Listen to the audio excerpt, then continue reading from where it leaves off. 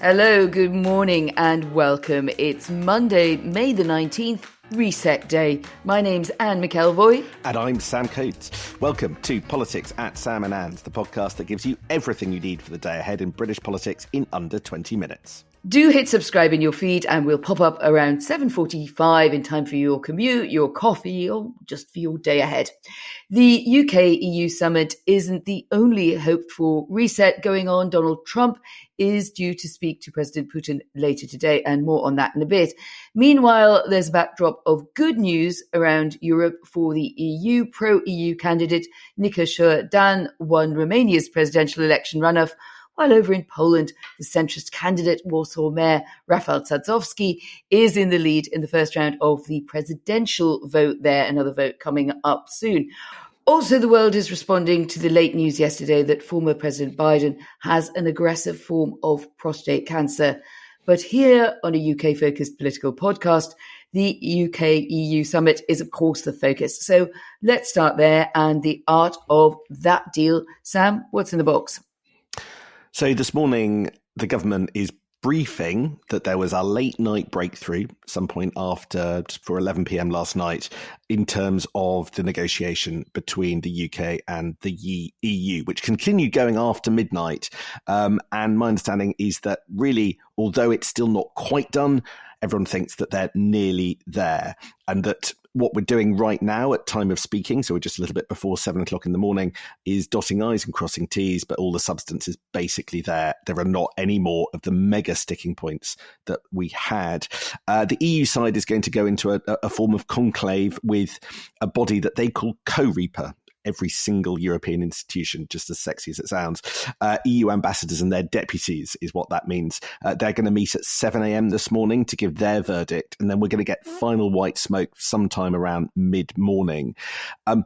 The UK side is telling us that yesterday was a crazy day of ups and downs, although I note from EU side publications that there isn't much of an account of the craziness.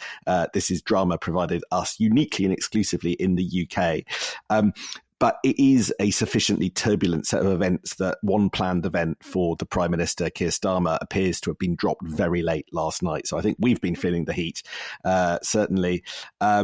What have been the sticking points? Well, it's been things like youth mobility that we've been talking about for weeks. We will find out in the wash-up of today. But one nice little bit of colour from inside the room, Anne. At one point, Ursula von der Leyen, the President of the European Commission, actually had to get on a plane and come to the UK from her Brussels home. And in order to work out what on earth was going on and how long the interruption to formal negotiations could last, officials in London had Flight Tracker up to track her progress so they would know exactly when she landed in the UK. What a great detail. Politico Playbook has been across the timings, effectively flight tracking the morning ahead for us all. Formally, the text will be published at 12. Magically, they often leak via the EU side before then. The main event at Lancaster House with the Prime Minister, presidents of the European Council, and Ursula von der Leyen, aka the Queen of Europe in the Brussels Politico Playbook known as, on whom so much has depended here to cut through those last-minute Gordian knots. That'll last about 2 hours, then a press conference. That will last about 2 hours, and then Starmer will treat his guests, including Europe's foreign policy chief and chief negotiator, effectively Kaja Kallas, and Brexit Commissioner Maros Šefčovič, to lunch symbolically these days, Sam, on a warship. And then we whirl into the afternoon, and I see that defence is at the heart of that this afternoon, with the Prime Minister and Ursula von der Leyen doing a form of defence visit that we'll hear a bit more about, and a Downing Street reception at 16:45, by which time everyone will be practically falling over with exhaustion, having been up most of the night, with UK and EU businesses. Right. Before we dive in the detail, I thought it would be just fun to set out differing ways in which you and I are going to judge this deal. Because I think regular listeners of this podcast will have picked up a bit of a theme, particularly when it comes to these big international moments, that we take a different analytical approach, otherwise known as glass half full and glass half empty, no prizes for guessing which is which. So, Anne, which bits of today matter, do you think?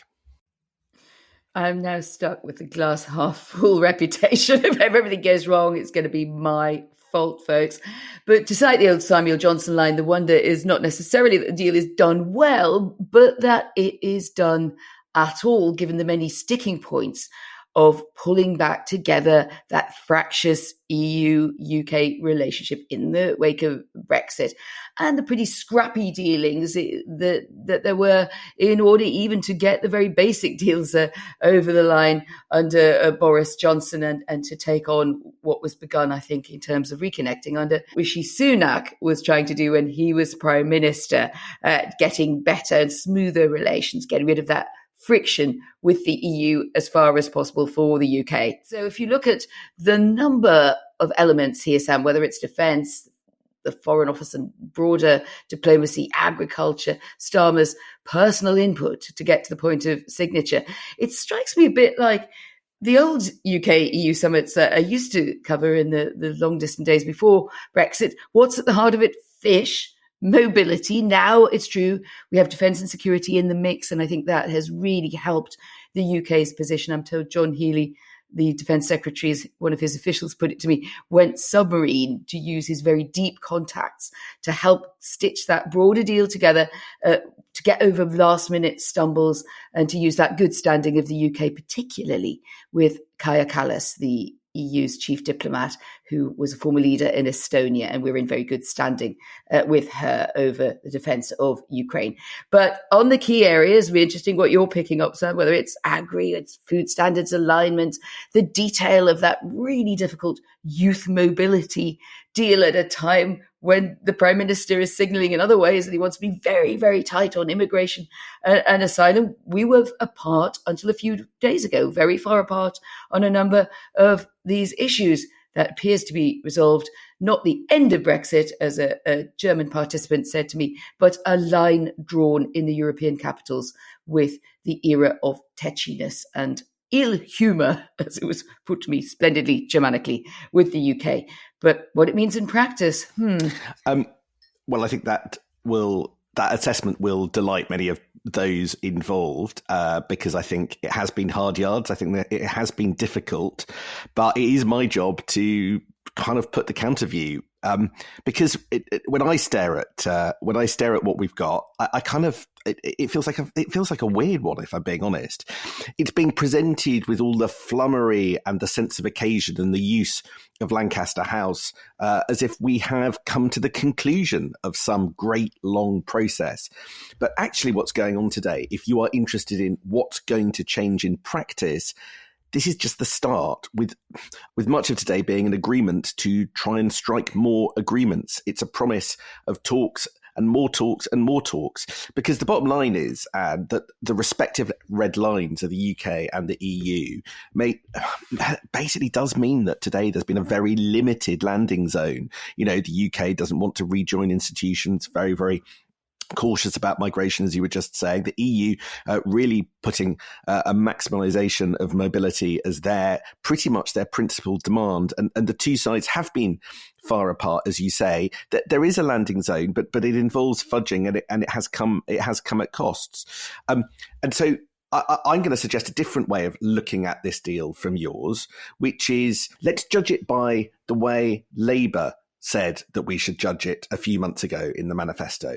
They believed that the Brexit deal that Boris Johnson struck with the EU was flawed, was damaged, was broken effectively, and that in order to help boost the British economy and to help boost trade, you need to renegotiate it.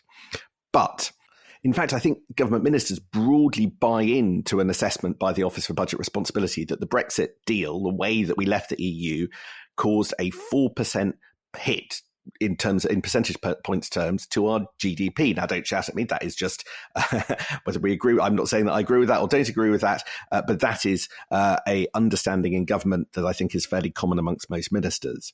And I am told that informally, the hope in the Treasury is that some of this repair act with the EU will claw back some of that damage, maybe around 1 percentage point of the 4 percentage points of the damage that is done. So there we've got what sounds like a perfectly reasonable metric.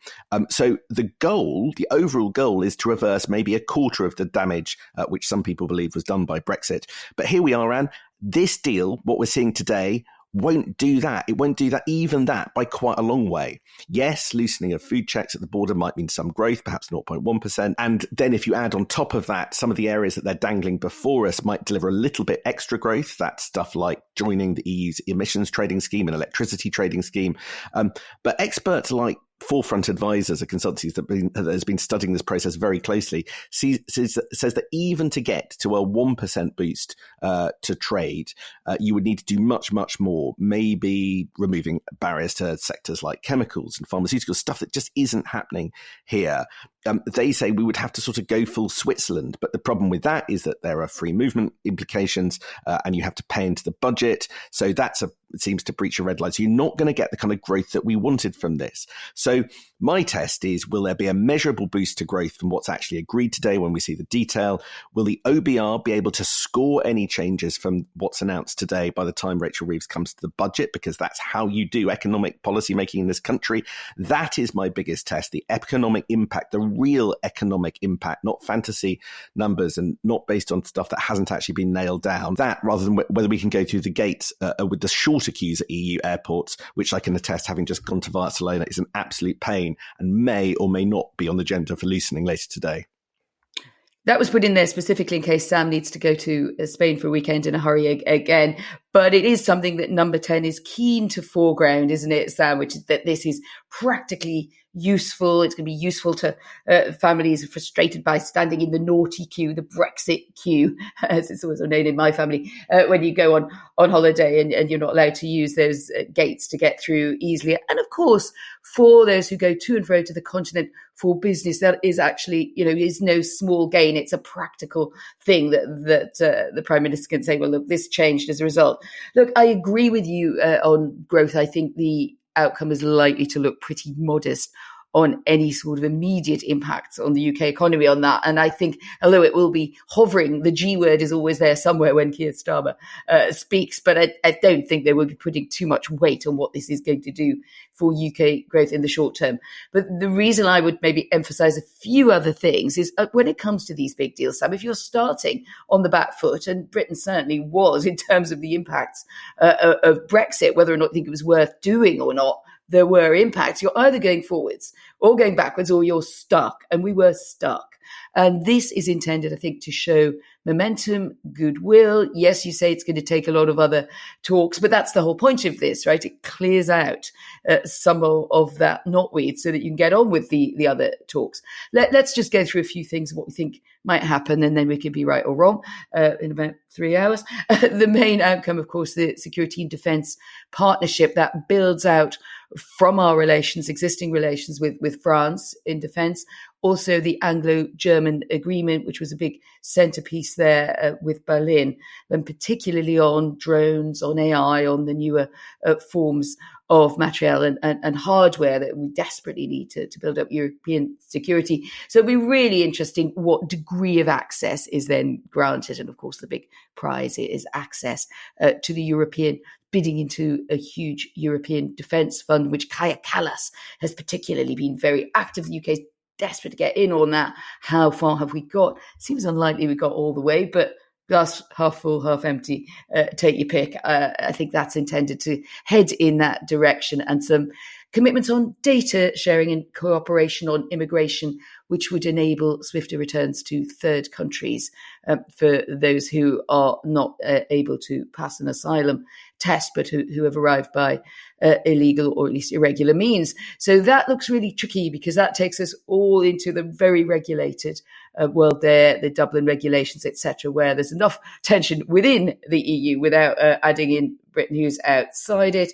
The youth mobility scheme, which is a regular on this podcast, what's actually going to be in that box. And I think UK negotiators probably pushing for a pretty bland reference to mobility there, given other tensions in the government about immigration and asylum.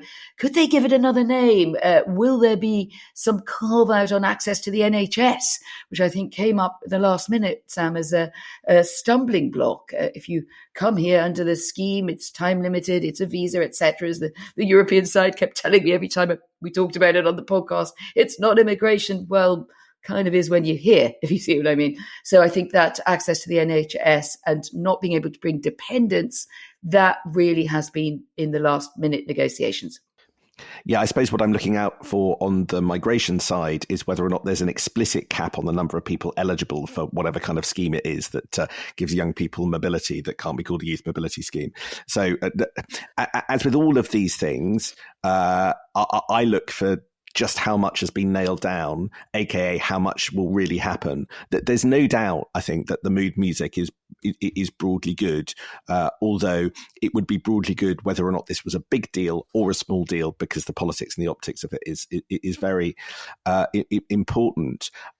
One really interesting subplot in all of this, and just on the politics of it, is that during the Brexit negotiations with Boris Johnson, often the dynamic was that the European Commission were the sort of bad boys in that, and EU member states would come to our aid. And although there was bilateral contact was discouraged, nevertheless, with a little shove to the wheel from some of our friends on the other side of the channel, we could get stuff over the line. But it seems to have been pretty much the reverse this time. What you've had is you've had incidents, even in the last few days, of the European Commission putting forward plans, and then the member states basically coming back and going, we're not happy with that. For instance, the European Commission was surprised just how strongly member states pushed back at British attempts to make sure that with the youth mobility scheme, the sort of you wouldn't be able to bring dependents and other sort of restrictions like that. So that's just an interesting tweak to the dynamic. I don't know whether you've picked up that. That is really interesting, and I think it's particularly now about things like that reflect the interests of what governments are going to tell their own people about this deal. I mean, guilty as charged in a way. We tend to talk about the EU and the UK as if the EU is this sort of magnificent ship sailing forth, and the UK is this scrappy little battleship. You're like, we want to come along too. But of course, the EU is itself riven with frustrations and fissures. And even Friedrich Merz, a new chancellor in Germany, is very keen to get this deal over the line, very enthusiastic about it as a reset.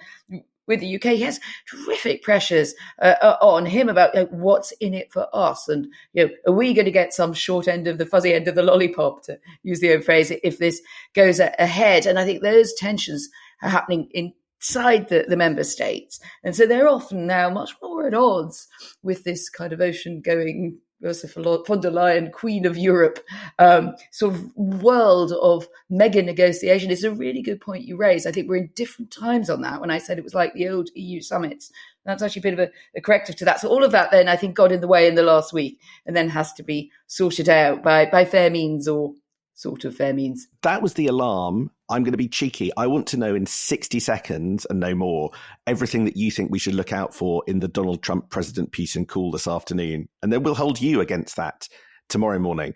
And why does this one matter? Is anything going to happen? Yes, here we go. The whole thing in just a minute. This call is symbolic, Sam, in one important way. The fact that both sides are prepared to take the risk on having it. There was talk of a meeting. There clearly isn't enough there to show that they can actually meet. So they've gone for that halfway house. They're not seeing each other. They're not even dating. They're just kind of getting into it. And I think one thing that we're hearing, particularly from the Russian side there, is that there's not going to be any movement on the broader picture, that unless Ukraine is markedly changed, that means without Zelensky, demilitarized in some way that's not acceptable to Ukraine, that there's not going to be a deal on that. But there could be, I think, something coming down the line between Trump and Putin on a bilateral warming up of relations, something maybe around sanctions and business access to markets in Russia that will show that there is forward motion. I'm personally not expecting a breakthrough on anything that would look like a very durational ceasefire. Sometimes they're there purely symbolically until the fighting starts again. What we're hearing from Putin's guy, the lead Russian negotiator, Vladimir Medinsky, is saying we will continue to fight however long it takes to win. It doesn't sound to me there like this is give peace a chance territory. Fascinating. Keep it vague. Make sure it's going in the right direction. two different stories, but the same themes. We will see how that all pans out in the morning, whether we were right on it all or not very much. Thank you very much indeed for listening. We will be back tomorrow for Politics at Sam and Anne's on a Tuesday morning. Thank you very much. Deep breath for the day ahead. See you tomorrow. The first 100 days might be over, but President Trump is showing no signs of slowing down. America will soon be greater than ever before. So we're continuing to follow every twist and turn of this remarkable presidency. And trying to make sense of what it all means for the US and for the rest of the world. So join me, James Matthews. Me, Malika Kellner. And me, Mark Stone. For Sky News Trump 100, wherever you get your podcasts.